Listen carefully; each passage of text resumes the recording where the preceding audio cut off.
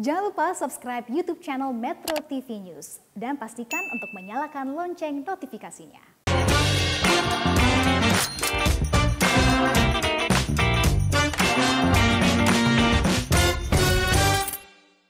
Dipersembahkan oleh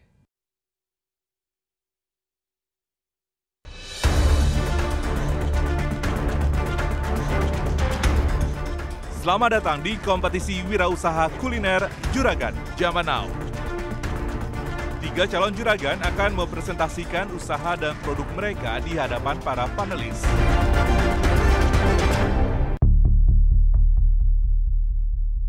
Dana yang lo minta, kalau lo ngarahnya seperti ini, absolutely pasti kurang. Jadi Lapak Cindo tuh agregator produk-produk orang. Ini kan big numbers ya. Kenapa penjualannya masih nggak cocok dengan number of followers and number of engagementnya ya? Oh iya. 3.500 pack di 2022. Itu melalui channel mana? Semua platform. Sebetulnya to be honest, kalau saya tidak selalu menyarankan untuk masuk ke convenience store. Ya. Mampukah peserta membuat para panelis terkesan? Dan ini dia ketiga calon juragan hari ini.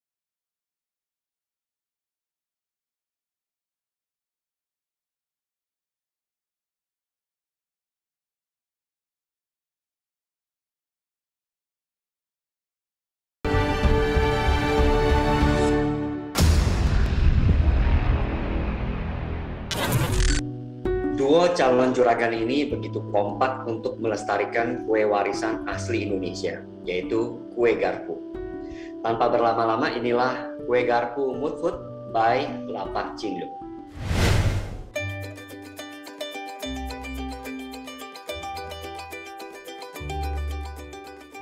Dua calon juragan ini biasa dipanggil Dini dan Indah. Mereka berdua adalah owner dari Lapak Cindo. Berbekal ilmu bisnis dari keluarga dan kegemarannya terhadap cemilan kue garpu, akhirnya Dini dan Indah memutuskan membuat dan menjual kue garpu dengan berbagai modifikasi dan inovasi dalam bahan kue garpu. Kita ada yang menggunakan tepung biasa, ada yang menggunakan tepung moka singkong atau moka. Dan kita penambahan sayuran dan buah-buahan. Karena memang target kita sebenarnya untuk anak-anak dan juga anak-anak milenial ya. Dan ibu-ibu muda yang memiliki anak-anak.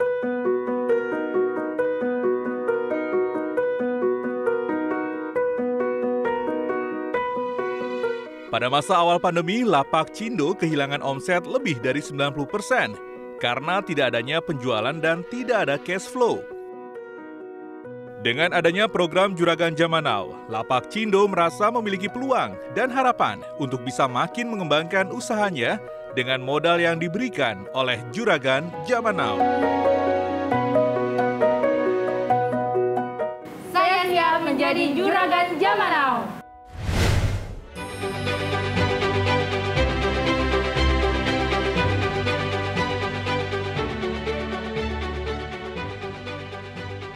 Assalamualaikum warahmatullahi wabarakatuh. Selamat malam para panelis. Perkenalkan, saya Dini Sofian dan saya Indah Andayanti. Kami dari Kue Garpu Mood Food by Lapak Cindo. Di sini saya izin bertanya terlebih dahulu. Saya yakin di sini para panelis pasti memiliki garpu di rumahnya masing-masing, bukan begitu? Ya. Seperti kita tahu, garpu itu adalah alat makan yang biasa kita gunakan sehari-hari. Namun ternyata kue garpu juga bisa digunakan sebagai pencetak kue. Dan itu satu hal yang menarik, bukan? Penasaran kan seperti apa kue yang dicetak menggunakan garpu? Oke, langsung saja kita mulai ke presentasi hari ini. Kue garpu ini merupakan warisan Nusantara, kue zaman dulu khas nenek moyang. Bentuknya yang unik dan juga memiliki cita rasa yang khas. Literally harus pakai garpu buatnya. Betul. Tapi sekarang kita memiliki alat tersendiri dari bambu. Kalau di scale-nya pakai itu berarti udah bukan garpu lagi dong. Tetap bentuknya itu Pak, seperti garpu. Tetap lengkungannya seperti garpu. Sebenarnya kue garpu ini Pak, ternyata di seluruh Indonesia punya nama tersendiri. Ini sosial medianya tuh yang Lapak Cindo ya? Betul. Sekarang salesnya per bulan berapa? Bulan November, pertengahan November awal kita mencapai 6 juta lebih untuk awal, karena awalnya kita tidak pakai kemasan ini, masih standing pouch, kita jual kiloan sama setengah kiloan. Selanjutnya di Desember kita mulai jual kemasan pouch yang oranye yang saat di pelataran, itu kita menjual dan peningkatan penjualan hampir 10 juta. Nah, di Januari ini alhamdulillah kita sudah merekrut reseller agen. Nah, itu kita mencapai 15 juta. Yang saya mau tanya, ini kan di Lapak Cindo kalau saya lihat nih followersnya hampir 30.000. Betul. Kalau saya lihat engagement di situ ya likes-nya juga banyak. Ini kan big numbers ya. Kenapa penjualannya masih nggak cocok dengan number of followers and number of engagement-nya ya? Oh iya. Jadi saya mau menjelaskan sedikit para panelis bahwa Lapak Cindo itu tidak hanya ada satu produk. Jadi kita itu sebenarnya wadah, kita sedang menjalani untuk menjadi PT. Nah, PT itu yang mewadahi beberapa produk unggulan kami. Saya penasaran, saya sebenarnya cari kue garpunya tapi nggak ditampilin sama sekali. Dan mereka memang menjual produk yang lain. Jadi makanya saya pengen lihat ini kenapa salesnya cuma segini padahal platformnya sangat besar. Jadi Lapak Cindo tuh agregator produk-produk orang?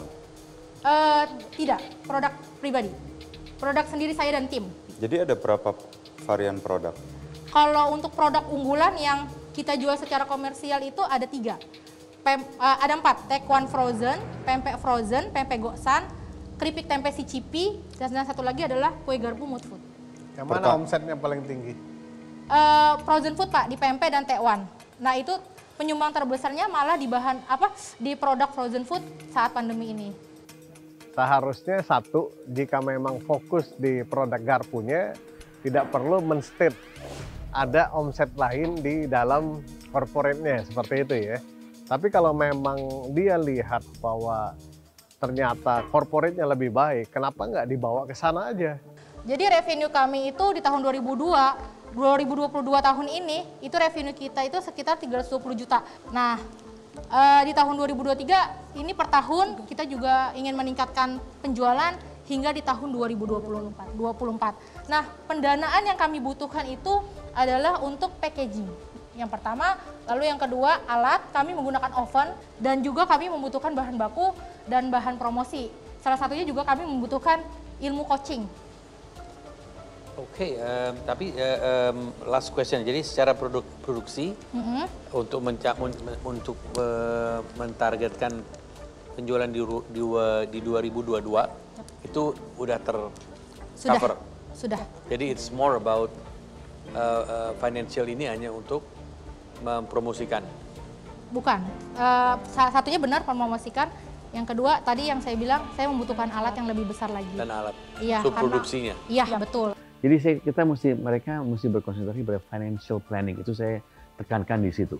Supaya mereka tahu dengan mengakukan growth atau membuat produk yang baru, how does it look dalam P&L-nya atau dalam P&L-nya. Itu yang lebih penting, karena mereka mempunyai produk juaranya, tentunya lebih easy untuk pull. Tapi harus berkonsentrasi dan harus bertanggung jawab, karena tidak aja memberikan produk baru, begitu saja, research-nya mesti ada, business plan-nya mesti dalam, dan yang paling penting financial planning-nya. Mungkin ada masukan dari mentor, coach? Oke, Lapak Cindo, Mood Food, Kue Garpu memang sedikit complicated karena banyaknya nama-nama brand gitu ya. Tapi satu sisi saya lihat tim Lapak Cindo, Dini dan Indah ini duo yang luar biasa. Kita bisa lihat Lapak Cindo dengan berbagai macam produknya kayaknya laris-laris aja gitu ya. Karena itu saya percaya Kue Garpu ini walaupun masih sangat muda dan masih tahap development, mungkin ditangani oleh duo perempuan yang luar biasa ini, saya yakin prospeknya juga cukup baik. Dari awal bertemu dengan tim Lapak Cindo, memang saya bertanya kenapa Kue Garpu yang dipilih. Dan setelah dijelaskan bahwa Kue Garpu ini punya potensi yang luar biasa, saya rasa yuk kita coba dengan Kue Garpu. Tapi saya setuju dengan pemikiran para panelis bahwa sebenarnya Lapak Cindo jauh lebih potensial karena di dalam Lapak Cindo ini punya banyak produk-produk yang seperti Kue Garpu yang juga punya potensi besar. Sebetulnya varian makanan Lapak Cindo itu ada banyak. Makanya saya insist untuk setelah nanti kita diskusi lagi, kita harus mengambil keputusan secara holistik. lapak Cindo ya semuanya dong gitu, jangan hanya kue garpunya aja gitu, karena itu akan ribet dan akan susah judgement kita ke depannya gimana. Terima kasih juga. Terima kasih. Thank you. Wah, luar biasa banget, Masya Allah. Ini pengalaman yang kita merasa lega saat ini, dan saat tadi kita sudah all out melakukan yang terbaik. Jadi kami merasa ini pengalaman yang sangat luar biasa.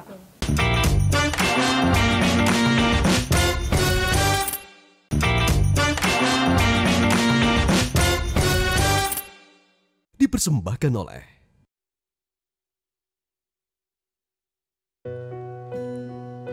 anak muda yang satu ini gokil banget sih. Bagaimana dia sangat menguasai dunia perkopian, sampai-sampai banyak orang coffee shop yang memang akhirnya datang dan konsultasi kepada beliau, dan sampai akhirnya minta untuk supply produknya, kopinya tersebut ke mereka. Ya, dengan brand yang luar biasa, beliau punya sebuah keyakinan bahwa dengan kopi bisa sangat menghidupi. Siapakah dia? Dia adalah Mas Adit. Saya persilakan.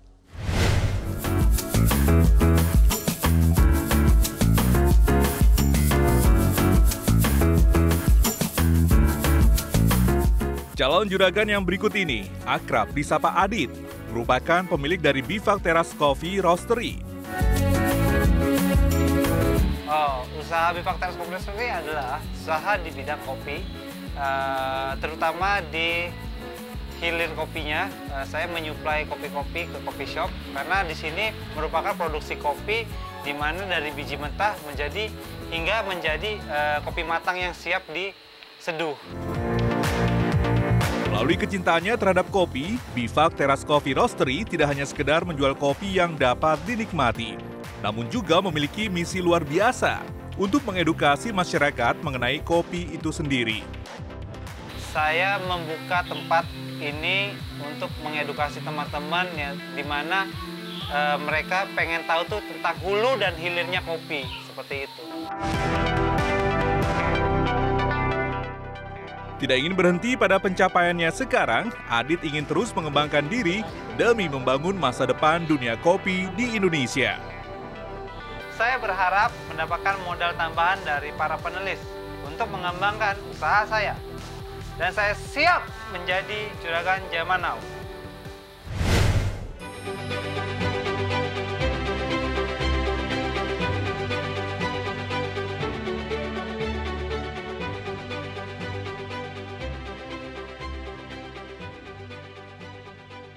Selamat malam, halo semuanya. Kenalkan, nama saya Adit. Saya adalah owner dari Bivak Teras Coffee Roastery. Dan saya akan mempresentasikan pitching usaha saya. Oke, pertama-tama kenapa kopi? Kan gitu kan. Kenapa saya memilih kopi? Kopi potensi itu sangat cukup bagus. 4 tahun belakangan sini.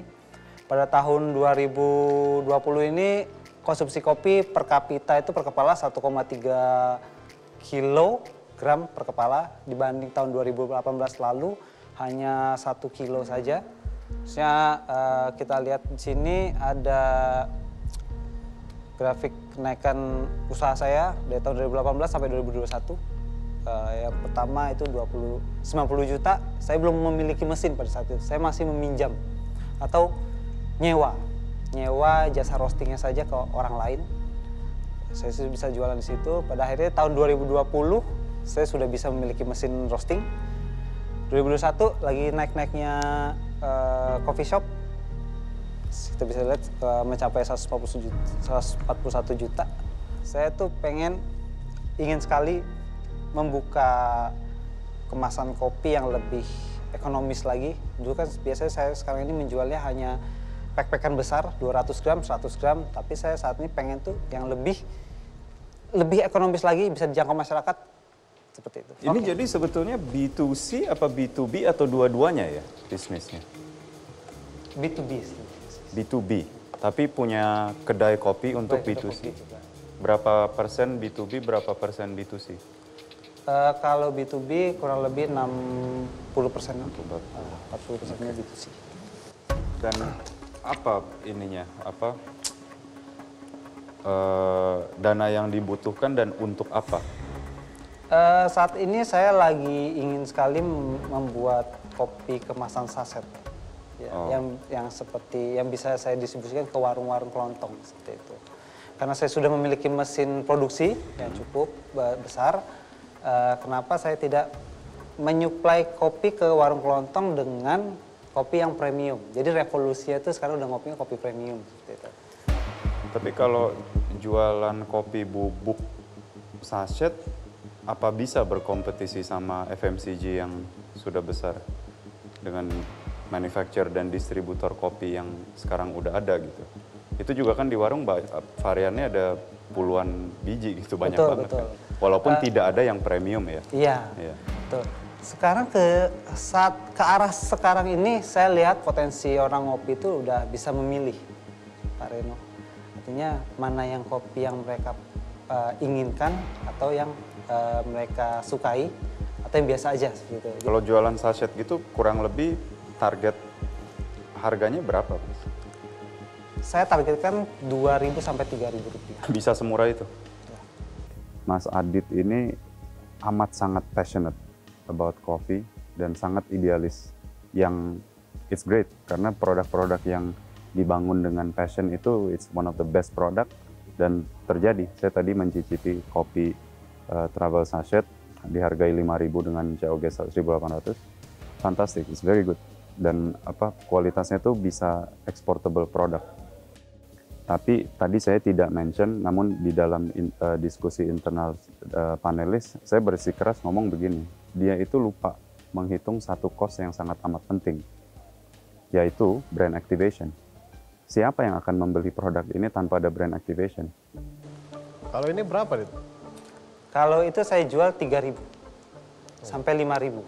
Ya, kalau gue sih mau nambahin satu, sebenarnya dari dulu gue lihat ini menarik untuk bisa menjangkau market yang sangat besar ya. Gitu. Tapi yang jadi problem adalah seingat saya ini membutuhkan BPOM untuk distribusi. Kalau nggak salah ini ngurus BPOM-nya. Nah jadi akan dana yang lo minta kalau lo ngarahnya seperti ini, absolutely pasti kurang. Karena tempat produksinya itu pasti nggak lolos BPOM. Ya, so alternatifnya outsourcing dengan brand lo, gitu kan bisa BPOM. Atau dikembangkanlah outlet-outlet kecil, model-model seperti ya beberapa brand lah yang kecil ya, Boots seperti itu, lo distribusi ini nih untuk dibuat grab and go, seperti itu. Secara kualitas produk untuk level kopi, saya rasa sangat bagus dan berkualitas. Produknya punya potensi karena dia punya kualitas, tapi harga terjangkau. Tapi memang dia butuh untuk lebih menajamkan bisnis modelnya akan seperti apa. Biasanya kalau kita ngopi itu air matang langsung kita cucurkan. Ya. Kalau saya lebih baik sih air matang ketika mendidih 100 derajat, kita tunggu dulu selama 2 menit. Biar suhunya stabil antara 96-98. Itu idealnya menyeduh kopi untuk lebih nikmat seperti itu. Gitu. Karena kalau suhunya terlalu tinggi, kopi akan menjadi bitter. Pahitnya sudah beda, bukan seperti pahit kopi, tapi pahit seperti obat.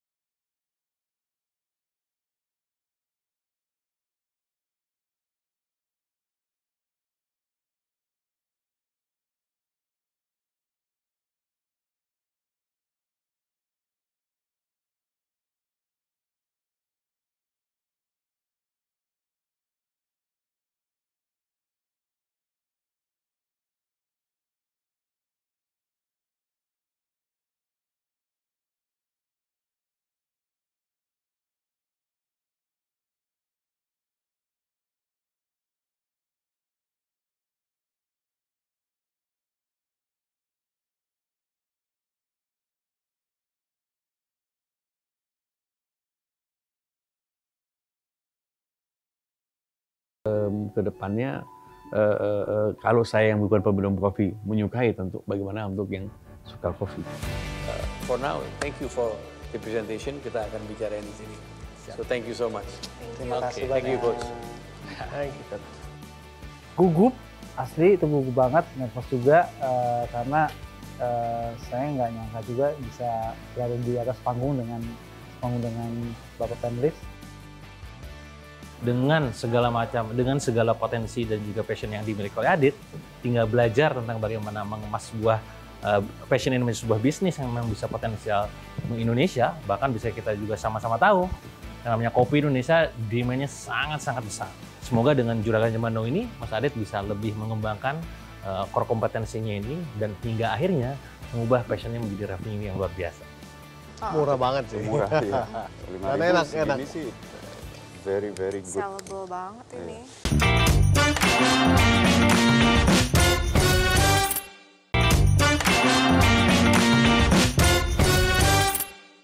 Dipersembahkan oleh calon juragan yang satu ini adalah anak yang sayang orang tua. Saking sayangnya, beliau menciptakan bisnis menggunakan resep peninggalan orang tua. Produknya adalah kacang berbalut coklat renyah. Seperti apa sih? Mari kita saksikan Cangcomak.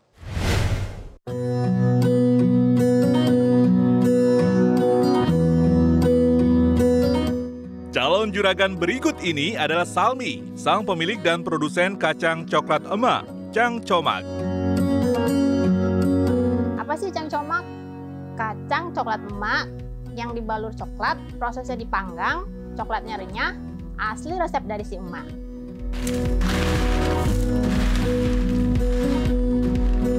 Sebetulnya sih produknya udah lama, dari tahun 1965, tapi mulai saya kembangin 2019. Sampai sekarang sudah ada 3 varian. Ada yang original itu kacang tanah, kacang mede, kacang almond. Semuanya sama, dibalur coklat. Sejak pandemi, Cangcomak memfokuskan penjualan secara online di seluruh marketplace, namun tidak mengalami hasil yang signifikan. Seiring permintaan atau pemesanan yang berangsur-angsur membaik, Salmi berharap bisa mendapatkan modal tambahan untuk memiliki peralatan yang mumpuni dan memproduksi Cangcomak dalam jumlah yang besar. Kalau dikasih modal, yang pasti mau buat scale up peralatan dulu kali ya, peralatan produksi biar kapasitasnya mungkin biar bisa dalam jumlah banyak produksinya jadinya cepat, itu kan mempersingkat waktu. Itu sih terutama peralatan produksi, kemudian mungkin mau packaging, mau dirubah lagi packagingnya, di-upgrade. Saya Salmi dari Kacang Coklat Emak, siap menjadi juragan zaman now.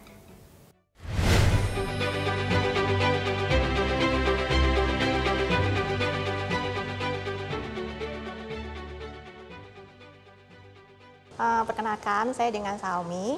Ini produk saya Cangcomak, kacang coklat emak. Kacang snack sehat yang berbalur coklat, crunchy, renyah, yang pasti nggak pakai mecin. Problem di lapangan yang saya temui, produk ini sudah masuk ke dalam minimarket. Tapi saya menemukan kendala tidak dapat memenuhi permintaan dari minimarket tersebut karena keterbatasan kapasitas produksi, keterbatasan bahan baku, dan tentunya keterbatasan modal. Karena jika saya terima tawaran mereka dalam jumlah banyak, tentu akan mempengaruhi cash flow saya yang harus menunggu pembayaran sampai 30 hari. Setelah produk masuk ke dalam minimarket, ternyata hasilnya masih belum maksimal penjualannya. Sebetulnya, to be honest, kalau saya tidak selalu menyarankan untuk masuk ke convenience store. Karena capital working pertama, kedua TOP, sama payment akan berat pasti, dan juga lebih menarik sebetulnya langsung aja direct to customer marketplace. Sebetulnya produk Cangcomat ini cukup baik untuk modelnya di marketplace ya. Tapi memang pentingnya untuk ownernya ini paham sosial media, berkolaborasi dengan KOL dan juga kegiatan-kegiatan branding lainnya. Karena kalau tidak didukung dengan kegiatan seperti itu, marketplace-nya nggak akan bergerak dan tidak akan jalan. Kurang lebih gitu. Ya memang positioningnya belum benar-benar clear, dia mau dibawa kemana. Kalau mau benar-benar retail, masuk ke warung dengan pouch yang kecil-kecil, sasetan bisa dibeli dengan cepat gitu. Tapi kalau memang mau membuat orang membeli lebih banyak, dipositioningkan sebagai oleh-oleh khas Jakarta. Jadi ada di tempat belanja oleh-oleh, ada di mana-mana. Jadi bisa dibikin packaging paket-paket sekaligus, hampers, yang bisa nanti kalau dibeli sekalian untuk dibagi-bagi. Kelemahan dari produk ini adalah karena unik. Semua produk yang unik membutuhkan upaya yang lebih besar untuk mengedukasi. Orang yang sudah mencoba satu kali biasanya repeat order. Tetapi orang yang belum pernah mencoba, melihat kemasannya, belum bisa mudah untuk diyakinkan. Untuk kebutuhan penambahan dana, yang saya butuhkan ini sekitar 20 juta. Persentase terbesarnya saya akan marketing dan ads yang harus dikelola oleh orang profesional. Sisanya untuk pengembangan distribusi, bahan baku, dan kemasan. Dengan harapan saya mendapatkan penjualan sebanyak 3.500 pack di tahun 2022. Target 2022 3.500 packs itu dalam per tahun atau per bulan? 1 tahun. Alokasinya tahun 2021 kemarin itu ada kenaikan 100% dari 2020. Jadi dari 750 jadi 1.500. Maka yang sekarang saya naikin. Kapasitas produksi Ibu berapa? Kalau 1 bulan itu bisa sampai 300, maksimal 300. Harga jual berapa, Bu? Untuk yang mede itu 35.000, tapi saya bikin untuk yang mede mini 15.000. Jadi masih affordable. Jadi kalau tadi yang 40.000 per hari, jadi rata-rata 1 sampai 2 pouch per hari jualnya, Bu. Yang order itu rata-rata 2 pack. Jadi artinya yang di Minimart ini yang udah masuk repeat ordernya karena slow moving. Jadi karena memang nggak ada branding, produk baru, orang nggak tahu. Ya mungkin agak berat jual dan ada kemungkinan bisa di-delist. Jadi mereka sih bilang nggak, tetap jalan, tapi mungkin untuk repeat ordernya itu slow moving. Cangcomat, I think product is okay, harga juga friendly, sangat terjangkau. Dan sebetulnya di outlet-outlet pun sudah ada keinginan untuk menaruh barang tersebut. Cuman dari segi brand activation-nya belum ada, recognition-nya belum ada, dan juga kapasitas produksi yang belum bisa mencapai outlet segitu banyak gitu. Dan kembali kepada Pak Reno tadi, 3.500 pack di 2022. Itu melalui channel mana? Semua platform. Jadi ada online dan offline, mungkin penambahan minimarket. Tapi di minimarket juga nanti akan ada problem karena mereka mau mencapai hanya seperempatnya yang bisa di. Jadi ini termasuk itu atau hanya marketplace yang lain? Ini hanya minimarket aja. Kalau untuk keseluruhannya mungkin bisa lebih lagi. Jelas rasanya enak, presentasinya really good, dalam arti kata produknya good, it's in chocolate, so itu pun sudah menarik. Dan yang lebih penting lagi, DO ini can supply 20-25% daripada demand. Jadi ini suatu isu yang sebetulnya atau problem yang nice. Jadi dengan sistem production yang baik, supply chain yang baik, assembly line yang baik, tentunya untuk ke 20 ke 80 kan berarti 4 kali dari bisnisnya sudah dicapai. Saya kira itu dulu yang dikonsentrasikan untuk produk ini. Great, thank you so much. Terima kasih atas presentasinya. We will discuss. Thanks a lot, Coach, for that. Thank you so much. Oke. Terima kasih. Silakan. Yang pasti perasaannya lega banget, udah selesai, walaupun apapun hasilnya, memang tadi sempat terbata-bata. Tambah lagi kan kita nggak terbiasa dalam ruangan, ada kamera, ada lampu, itu udah pasti suatu tantangan tersendiri. Tambah lagi kita harus mempresentasikan produk kita di depan panelis.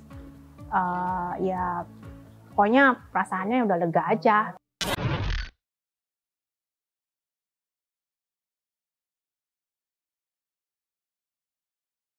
Dalam Juragan Zaman Now minggu ini, salah satu mentor akan memberikan value bisnis dari salah satu store yang memiliki konsep multi-brand, yaitu Urban Icon.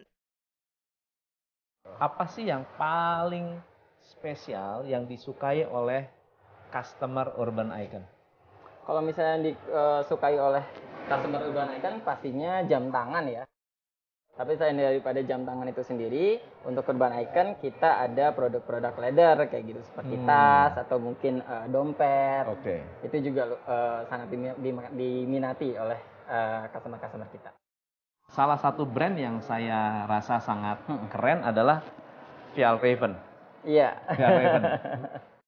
Fjällräven untuk tipe ini namanya tipe Kanken. Itu dia pertama kali dibuat di akhir tahun 1970-an di Swedia.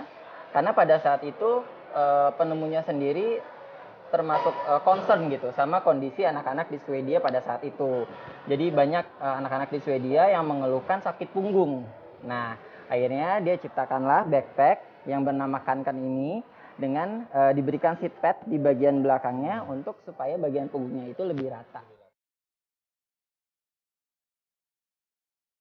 Memiliki tagline You Style Me, store yang sudah beroperasi sejak tahun 2009 ini mengedepankan kepuasan customer dalam berbelanja.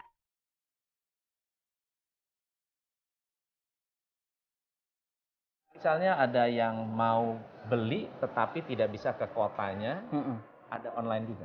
Ada dong pastinya. Kita sudah punya website juga di www.urbanicon.co.id. Kemudian untuk yang suka marketplace mungkin di semua marketplace kesayangan Anda juga ada. Tinggal cari aja Urban Icon Official dan kita juga bisa via WhatsApp. Jadi kalau Anda mau mengupgrade style Anda, datanglah ke Urban Icon. Pasti gayamu berubah.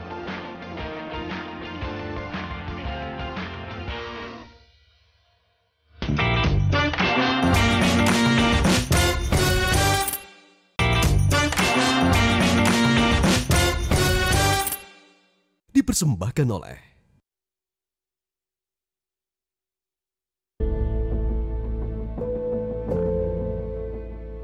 Sebelumnya, ketiga calon juragan sudah mempresentasikan berapa modal tambahan yang dibutuhkan.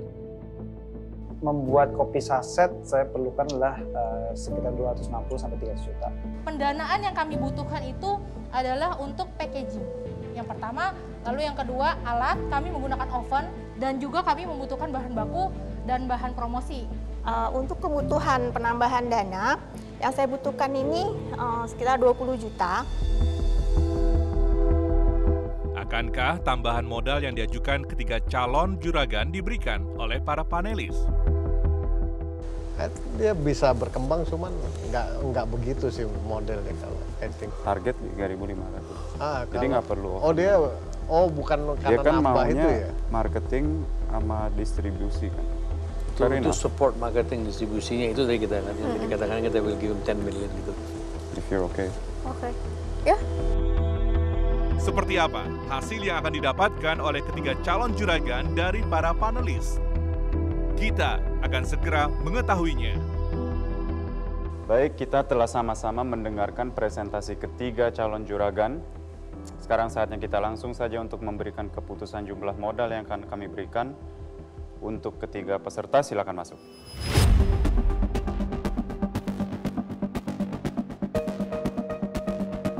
Kita mulai dengan Ibu Salmi dari Cangcomak. Tambahan modal yang para panelis akan berikan kepada Ibu Salmi dan Kak Cangcomak adalah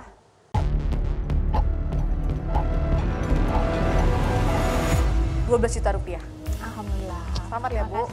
Semoga bisa benar-benar dipakai untuk keperluan tersebut. Ya, terima kasih. Alhamdulillah, wasyukurillah, panelis suka dan saya mendapat tambahan sebesar 12 juta. Itu benar-benar akan dipergunakan untuk boosting produk marketing dan ads. Lapak Cindo atau kue garpu. Tadi kami mendengarkan presentasi mengenai kue garpunya. Yang juga dalam presentasi itu kami realize bahwa sebetulnya Lapak Cindo mempunyai produk-produk jagoan yang lain. Dan kita akan kembali kepada Bu Dini, Mbak Indah, untuk kiranya kita coba untuk memasukkan sebagai second chance. Setelah melalui tahap diskusi bersama, akhirnya panelis memutuskan memberikan kesempatan kedua kepada Lapak Cindo untuk kembali mempresentasikan produk unggulannya di hadapan para panelis. Olahan kami yaitu pempek goksan dan tekwan goksan. Kami memiliki revenue 5M per tahun dan kami ingin mendapatkan pendanaan sebesar 2 miliar. Dana 2 miliar sebagai apa ya, pinjaman apa investasi saham? Investasi saham. Berapa persen? Start 10%. Apakah di kesempatan kedua ini Lapak Cindo berhasil menarik perhatian panelis dan mendapatkan modal tambahan ataupun investasi? Kita sepakat untuk sekarang belum memberikan investasi tambahan atau hibah yang dibicarain ataupun investasi dengan 10% itu. Namun tentunya seperti kita katakan jangan berkecil hati karena ini bisnis yang viable dan saya personally mempunyai tim di perusahaan kami 2 divisi, business development dan juga financial planning. Kalau diinginkan untuk bertukar pikiran, kalau diinginkan untuk melihat bagaimana cara melihat ini dan bagaimana memfinance bisnis ini, kami sangat senang dan akan bangga untuk bisa men-share. Dibutuhkan arahan bukan soal produk karena dia udah tahu, udah jualan kok. Profit dia tahu baru berprofit juga. What do you do in the middle? Cash flow itu, makanya saya share kalau saya akan be happy dan humble lagi untuk bisa men-share business plan-nya, business development side-nya, dan yang lebih penting financial planning-nya. Karena itu yang akan bisa membuat beliau tidak memerlukan investor. Dapat dana atau tidak dana itu menurut saya itu hal biasa. Karena nanti bisa jadi pembelajaran Lapak Cindo. Kan ini masih ada kesempatan ya untuk ketemu Pak Irwan nanti selanjutnya. Itu bisa nanti kita jadikan untuk pembelajaran yang sangat luar biasa untuk Lapak Cindo siap diinvestasi dengan dana yang bisa dibilang tidak sedikit seperti itu. Oke, untuk Aditya, jadi kita tahu banget passion kopinya luar biasa. Tapi untuk saat ini kita udah putuskan dengan berbagai pertimbangan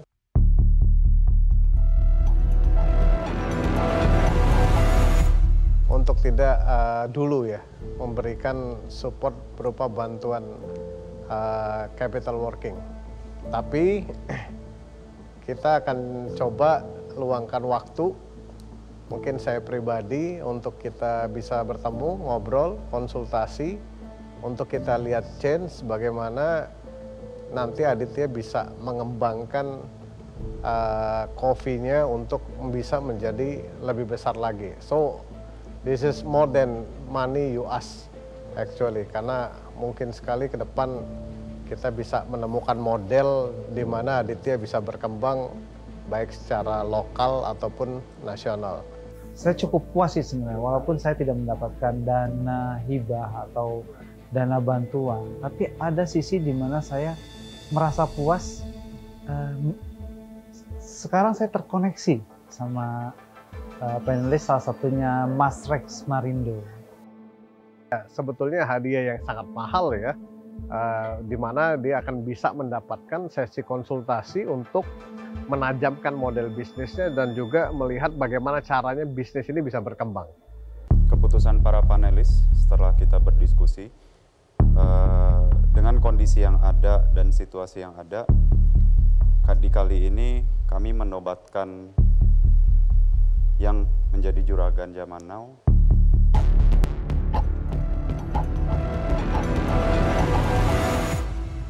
Tidak ada.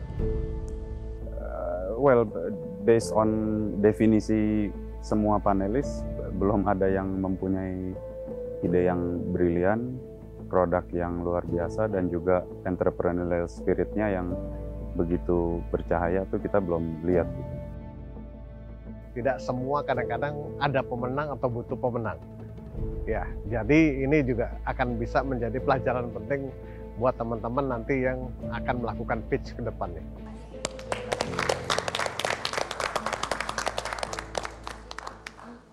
Nggak ada, pergi ke Bogor ada lapis Bogor, Bandung ada macam-macam. Orang ke Jakarta nggak bawa kue.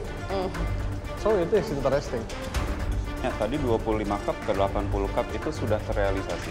I think you look good, you present well, you smile well, and you have a great product. So, jadi sebelum kalian berpikir tentang expand, bermitra, how do you even keep the consistency? Kalau misalnya saya satu makan sekali sama sekarang aja bedanya nggak lama udah beda.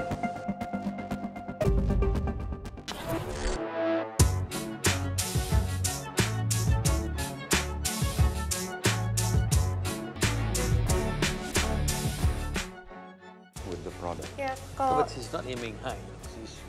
She's kacang medenya yang make double. Bisa berkembang dan juga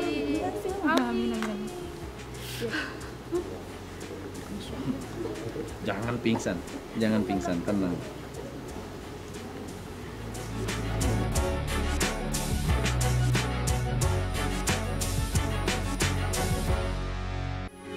Metro TV